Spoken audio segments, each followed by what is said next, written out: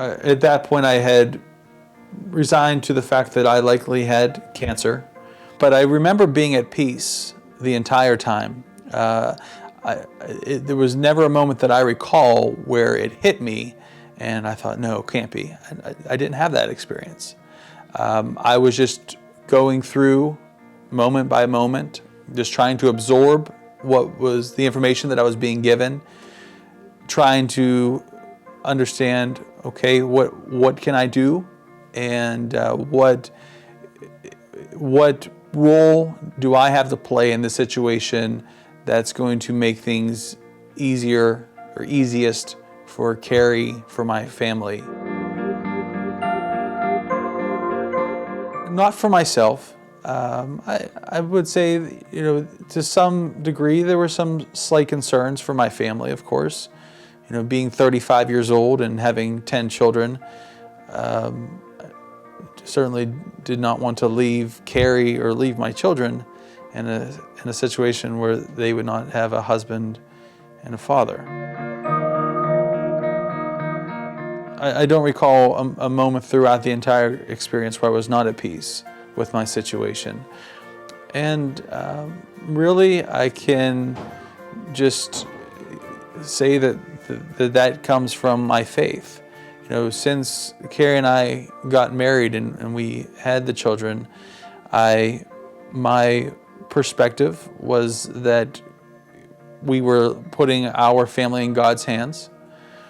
And if this was His plan for me to go through this experience, whether the outcome would ultimately be positive and I would beat the cancer, or if it was meant to be that I wasn't going to beat the cancer, that God's plan for my family was supreme, and that I was going to trust in that.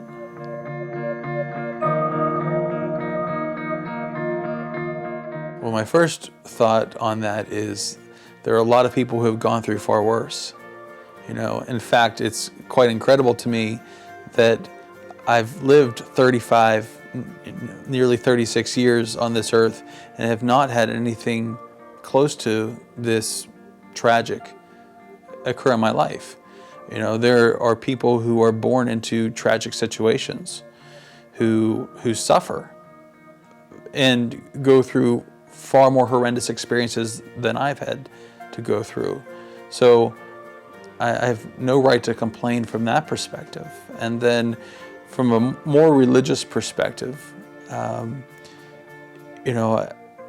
can I accept all the good things that have happened in my life, all the blessings? I have a beautiful wife, I have 10 healthy children, I have a loving family, a mother and a father who raised me, and I know all those blessings. I had no qualms about accepting those. How can I not accept the bad with the good? I am at peace with it because I know that God's ways are higher. Do I think that it's awful? Yes. Do I think that it's terrible? 100%. Am I so thankful though because I know that God is with us every step of the way? 100%.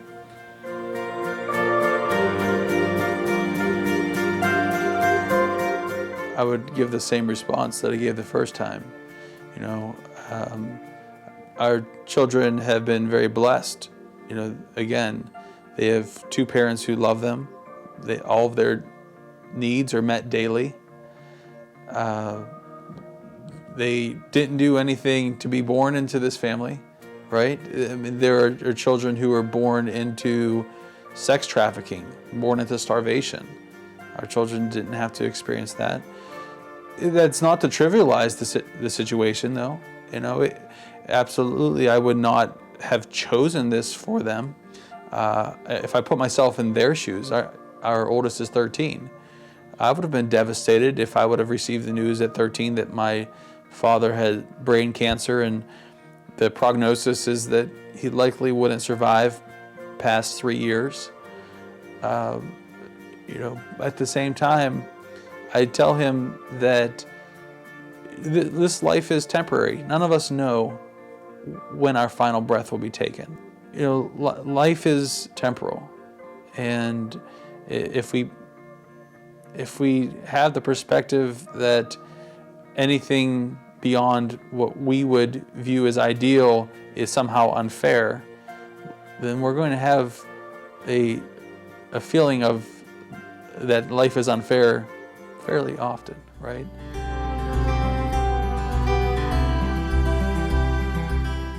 It's difficult to read the children, but it's been a process. So when we've been open and honest with them from the beginning, and we also didn't share too much information with them until we knew. Right. Didn't want to scare them. Right. Until we knew the facts. But I think that the top four, they have a really good understanding of what's going on, and that would be down to 8 years old, so 13 to 8 age range to grasp the concept of what's going on. The other ones are kind of sad, but they still see Dad. So it's like one of those things, like they can only go by what they see. Okay, Dad's sick, but he's still here. He's still talking to us. He's still playing. He went outside the other day and tried to play ball with them. They see that, and so in their mind, Dad's okay. And so I think that it helps them understand it. But the older four, they do spend some time crying. I've had to comfort them and just to reassure them that God knows what's best.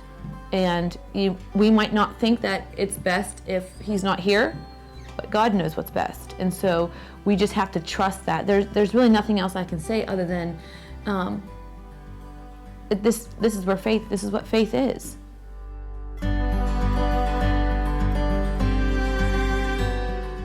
The one thing that has not ceased to amaze me is the number of people who have had similar stories.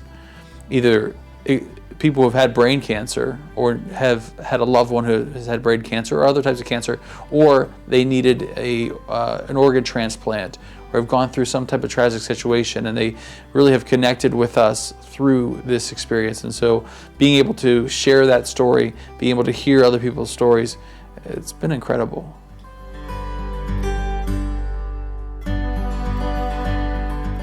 So that was also just an expression of our faith.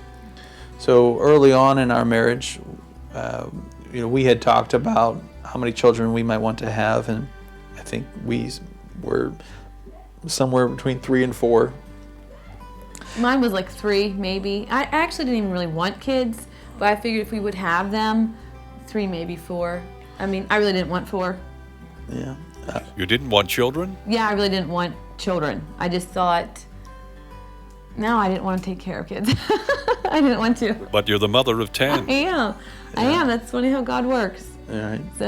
So I remember just feeling impressed upon my heart that, because let me just back up before this time, I had given my finances in some way over to God, where I began tithing, and this was before we even got married.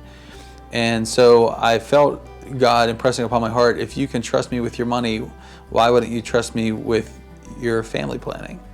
And so I talked with Carrie about it, and at first, I guess her response was, well, I don't feel God impressing me the same way. Yeah, he's like, I really think God wants us to let him have control of how many kids we have. And I was like, well, I'm not really hearing that. But I knew enough of the Bible that when he said to me, I need you to trust me, I didn't want to hinder it. I didn't hear it, I didn't feel it, but he did. And I wasn't going to stop it. So yeah. That was something that we put in God's hands. And so, yeah, we get a lot of crazy looks, walking into a grocery store with 10 children, which we don't do that often, but from time to time we have to do that. It's like you're bringing in a full daycare center. But it's something that God has worked through us tremendously, and we have seen ways that he's been gracious with us and has provided for us in ways that we would never have expected.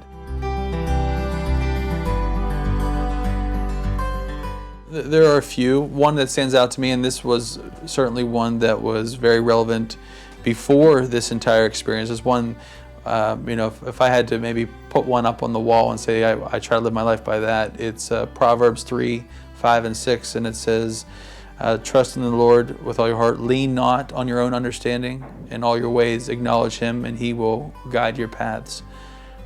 And that is so true in this situation. I can't lean on my understanding. I don't understand why this is happening.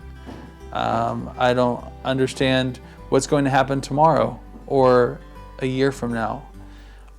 But I have to trust in God that he is good and that everything is going to work together for the good for those who love him and are called according to his purpose. That's Romans 8:28. And so, maybe those two passages together, I would say. Yeah, I have a favorite Bible verse. It's Proverbs 24:10. And the translation that I always held with me is that if you are weak in a crisis, you are weak indeed. And so I always held that, and I always took it as like, well, when the time comes, I'll be able to step up. But I think the opposite has happened. It showed me how weak I actually am. And so just to just try to be stronger, I guess, in what needs to be taken care of. And so, yeah. And you both feel closer to God now? Yes. Yeah, I think so, yeah. Undoubtedly.